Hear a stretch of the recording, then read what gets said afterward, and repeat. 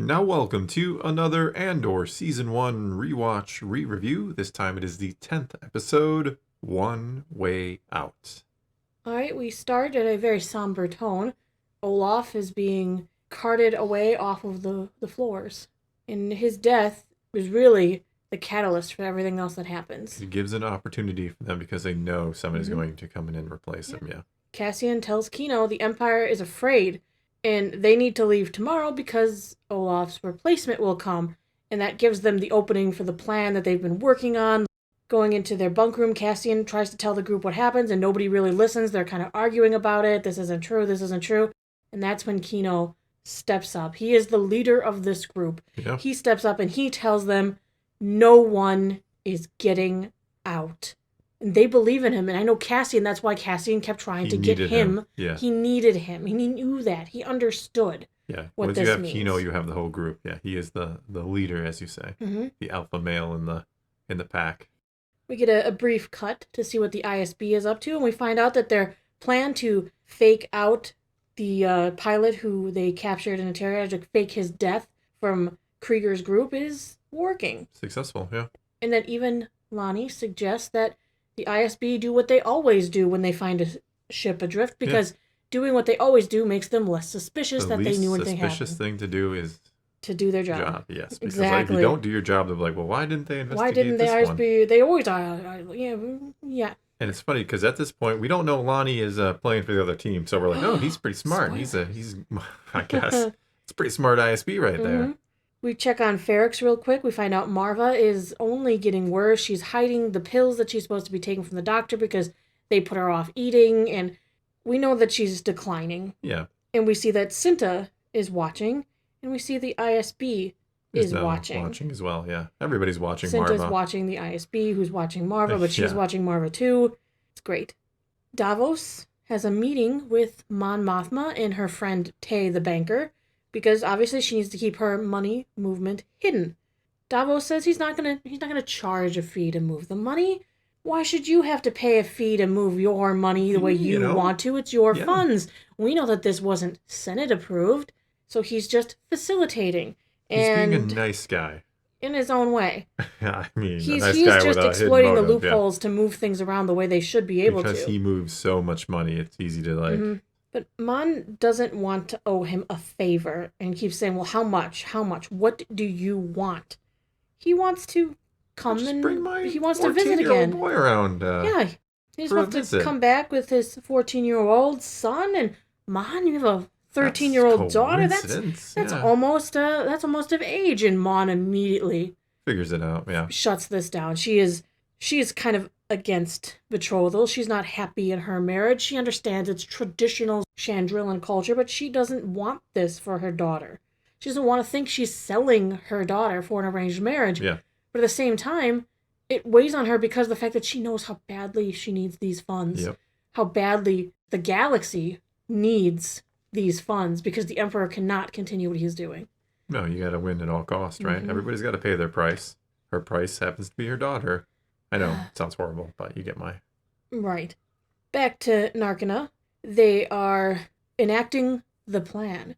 We've got Kino acting like it's every other day, barking orders. People are taking their turns in the... behind, yeah, people are taking their turns in the bathroom, cutting at the pipe. The new man is being prepped. They're going to bring him on in. What a first day, huh? Oh, you don't even have any idea. You think you're walking into hell, but you're walking into escape from hell. So, obviously, they're continuing on with the plan. They have flooded the floors. So, the battle begins. The elevator starts coming down. They start attacking, throwing things, fighting for their lives. When it finally gets to the points where they're like, turn on the floor, kill them all. Kino's like, get on the tables. Yeah. So, almost everyone makes it onto a table. They turn the floor out, but the flooded room reacts badly with the electricity. And it shorts out the floor. Power kind of shuts down across multiple units there. Unit, yeah. We don't know, because other rooms still seem to be online, but yeah. So now, because of this, they're able to take control. They're able to climb the elevators, take out the people shooting at them. Yes, there are casualties along the way, but they're fighting for their lives, and they understand that. Because you just they're think dead. you're already dead, yeah. Well, they are, essentially, because of the fact that they're never getting out. Yeah. That they're always doing the Empire's bidding. One way out. Yeah, to fight so they're for your life. already dead. They're fighting to be alive. Yeah, exactly. So losing their life in the fight, it's no different than staying in prison for them. Well, that's what Cassian says, which is such a poignant line, and I think it's really what drills it home to Kino, that you'd rather die fighting than die cooperating and doing what they want you to do. Right.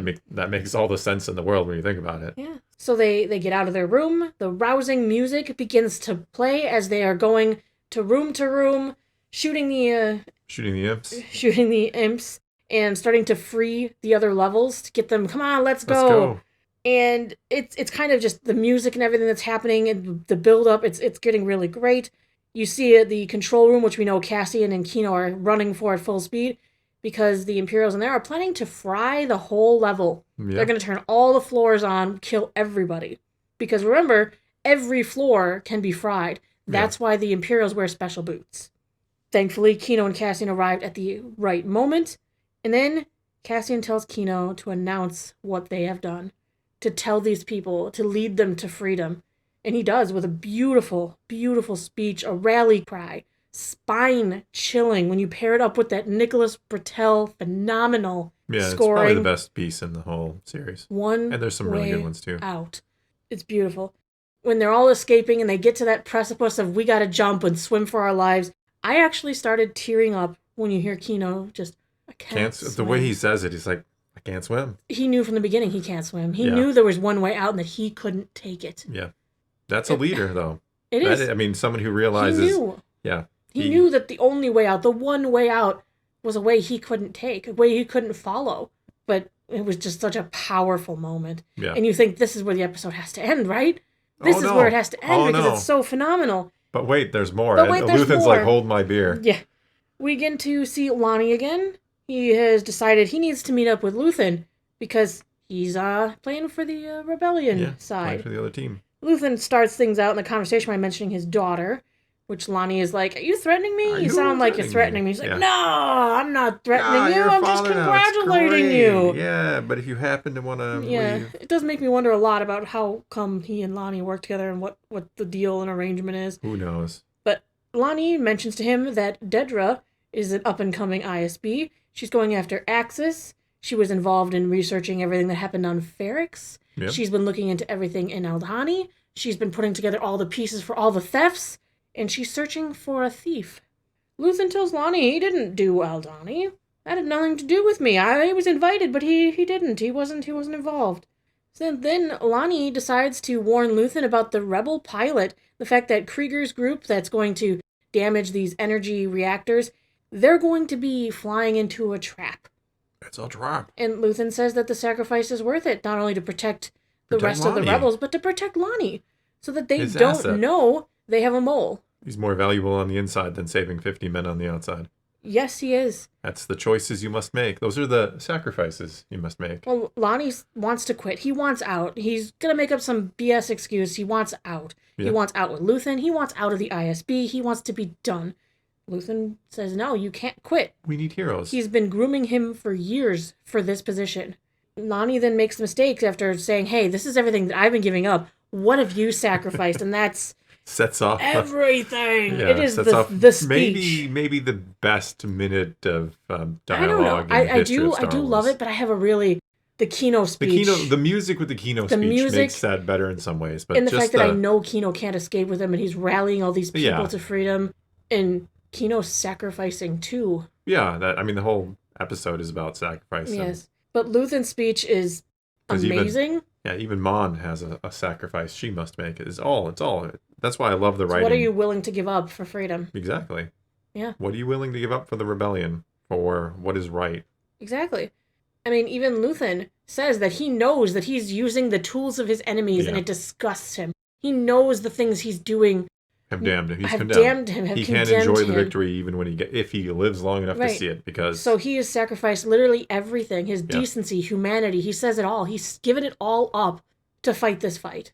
A fight that he knows he won't see the end of. No one's going to thank him. He's not going to have statues made of him when the rebellion wins someday, if the rebellion wins someday, and we know they do. But he's not going to ever be seen as a hero. Mm-hmm. He doesn't get the glory, but he's doing what he must. He's given up literally everything you can think of. He's given. Yeah, and this is a Bo Willimon episode. He did a lot of work on this arc. Yeah, his name pops up a lot in the credits. Who is working on? He worked with Tony on season 2. Yeah, but he's also working on a movie. He's working on the Dawn of the Jedi movie, right? I believe he was working with Mangold. Yeah, which is curious. It makes it a little more interesting to me because it gives me a speckle of hope. He's got talent. Oh, that dude can write, yeah. Talent. I mean, we give all the credit to Tony Gilroy, and deserved credits, certainly, but there are other writers, there are other contributors, and absolutely. Like I said, you see his name a lot in the credits of good episodes, so it's like, oh, this guy knows what he's doing, don't he? He does, and can't wait to see more from him. I cannot. This arc, this Narkina 5 arc, especially this episode, might it's hard to say because it's hard to compare it with the finale, but this one might be my favorite episode. I think it's the best episode.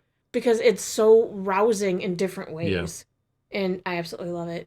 Yeah, it is. It's a phenomenal episode. It is the best Disney Plus Star Wars has to offer. I mean, you end by seeing that the Empire seems to be sweeping over the water trying to catch some of these people who've escaped, but by just shooting them Milchi in the water, and Cassian are making a run for it because they know the story has to get out because people on the outside don't understand that these people are never getting out and how many of them care. Yeah. And we know they're going to get out. Spoiler alert if you've seen Rogue One. What? Yeah. But no, a phenomenal episode. I think it is the best episode of the series. And that's saying something when there are a lot of fantastic episodes. And the finale is also very good. But for now, that's all we got for you this time. Now it is your turn. Take to the comments below. Tell us what you thought of the 10th episode of Andor Season 1. Is it the best? Is there one better? Whatever the case may be, leave a comment below. Let's talk some Star Wars. And until next time, thanks for watching.